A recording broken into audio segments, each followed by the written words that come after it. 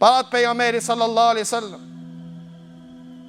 e pyeti Ubej ibn Ka'bin dhe i tha: ja Ubej, e të dri ajetin min kitabillahi a'zamu, a din cili ajeti është më i madh në Kur'an? Ubej ibn Ka'bin e pyet pejgamberi sallallahu alaihi wasallam. O mendu Ubej ibn Ka'bi dhe tha: po ja Rasulullah. Tha: cili ajet? Tha: ajeti që në ta shahadet Allahu la ilaha illa huwal hayyul qayyum. Dhe ndërsin që folëm për emrin më të madh të Allahut, Allahu azza wa jall në ajetin më të madh të Kurani Kerimit, në fjalën më të madhe e ka emrin më të madh.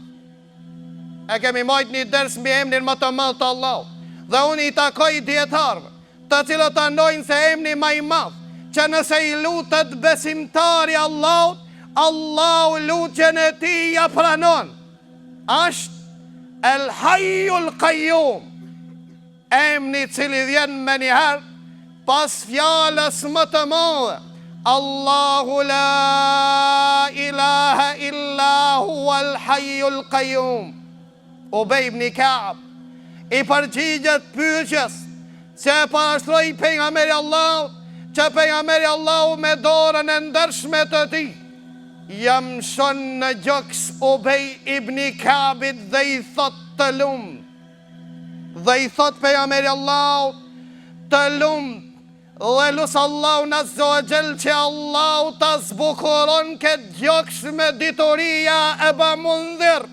Allahu Ubej ibn Ka'bin ja dashuroj këtë fjalë, ja dashuroj dhe dinin Allahut, para ta transmeton Ibrahim e Tejmiu, i cili transmeton dhe thot: të partë tonë e preferoshin cilët fjalë të para me jamësu gjallit kur t'ja nise me folë. Tha të partë tonë e preferojshin që mësojmë fjallën më të madhe. Para ta, ka prej fëmijëve të sahabëve të cilët kur ja nishin me folë, të parët fjallë që i mësuan dhe nuk dishin diç tjetër, fjallën La ilaha illallah. Tha e preferojshin të partë tonë që t'ja mësojmë fëmijëve kur t'ja nisin me folë, fjallën më të madhe, që ja prek veshin atyre, e pastaj depërton në zemrën e tyre La ilaha illallah, dhe që mësoj namazë. Sahabat ja mësojshin fëmijëve të vetë, mas pari këtë fjallë, për ata transmeton nona Enesit, Enes ibn Malik, i cili thot: djali jem kur ja pat nis me fol, s'ka dit me thon as një fjal, përveç se fjallën Allah dhe la ilaha illallah. Enes ibn Malik, që Allahu azza wa jalla ngriti, e nderoi dhe e boni shërptor të pejgamberit sallallahu alaihi wasallam. Pra Enes ibn Malik, të parën fjalë që mësoj ishte fjala më e madhe La ilaha illallah. Si mos ta mësojmë këtë fjalë kurse Allahu azza wa jall e boni këtë fjalë të pavdekur. Allahu azza wa jall fjalën La ilaha illallah e ka bon fjalë të pavdekur. Të lexojmë Kurani Kerim, të ndëgjojmë me vëmendje çka na rrafen Allahu azza wa jall dhe çka la të pavdekur, jo prej sotit, as prej kohës e Muhamedit, po prej kohës e Ibrahimit a.s. Thot Allah në Kurani Kerim: wa ja'alaha kalimatan baqiyatan fi aqibih la'allahum yarji'un.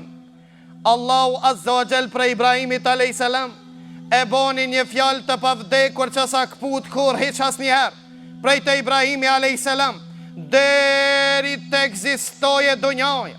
Se ka thonë pejgamberi sallallahu alaihi wasallam: mos u brengosni, se kiameti as 2012, as 2020 ditën nuk ndohë.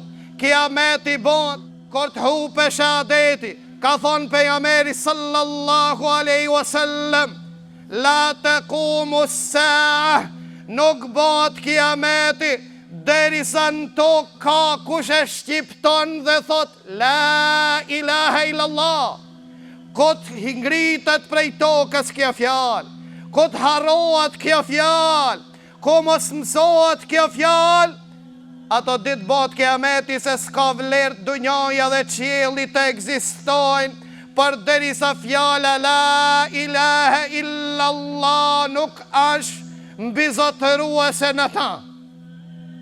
Për ata ulemat e fanshëm, kur folin rreth këtij ajeti, që Allahu e boni një emanet, e boni një zinxhir të pavdekur, e boni që një fjalë të fanshme të jetë prej të Ibrahimi a.s.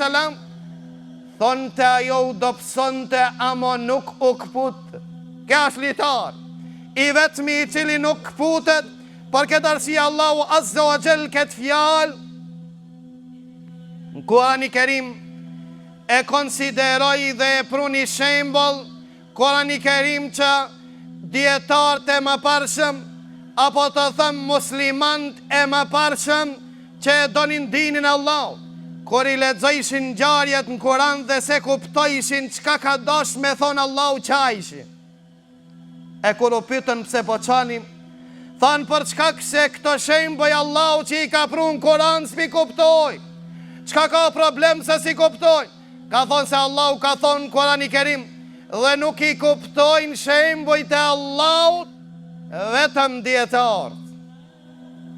Allahu ka thonë në Kur'ani Kerim Alam tara kejfe daraballahu methala, o Muhammed dhe gjemati o Muhammed, e janë i të ndëgjoni një shembol që Allahu azza wa jall e ka sjell në Kur'ani Kerim.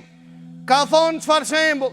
Kelimeten tajjibe, një fjale këndshme, një fjale dashur, një fjale mirë, ke shëgjëratin tajjibe, asi kur pema e mirë, aslua thabit, rojet thell në tokë, wa faruha fis sama, dhe degët i ka lartë në qiell, tu ti ukulaha kullahin.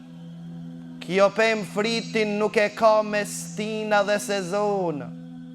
Kjo pem e jep fritin vazhdimisht. E janë i të ndëgjojmë komentatorin e Kurani Kerimit, çka na rrafejnë rreth këtij ajet. E pismi Abdullah ibn Abbasin që boni dua për ta pejgamberi Allahut dhe i tha: o Zoti i madh, kuptoja Kurani Kerim. Kush lutet? Pejgamberi Allahut. Allahu azza wa jall ja kupton Ibn Abbasit komentin e fjalëve të Allahut. Ibn Abbasin komentin e këtij ajeti thot kelimetun tajjibe, fjale bukur e këndshme e mirë, është fjala La ilaha illallah. Ndërsa pema që përmenet në këtë ajet është tha muslimoni apo pasuesi fjales La ilaha illallah. E pismi Ibn Abbasin dhe i thoi: çka do me thonë asluha thabit, rojt thell? Tha kjo fjallë për të sjell, për të dhonë frit në çdo stin, tha duhet i ketë rojt thell në zemër.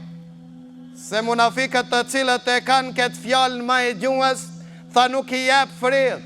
Kjo fjallë për të dhonë fritin e vetë, tha duhet i ketë rojt që të buron nga thellësia e zemrës e besimtarit. Kjo do me thonë asluha thabit. Ja Ibn Abbas, qka do me thonë faruha fis sama, degën qiell. S'kena po ala peme tila kam rri degën qiell. Tha kjo do të thot që fjala la ilaha illallah punën tone të ngrit lartë në qiell.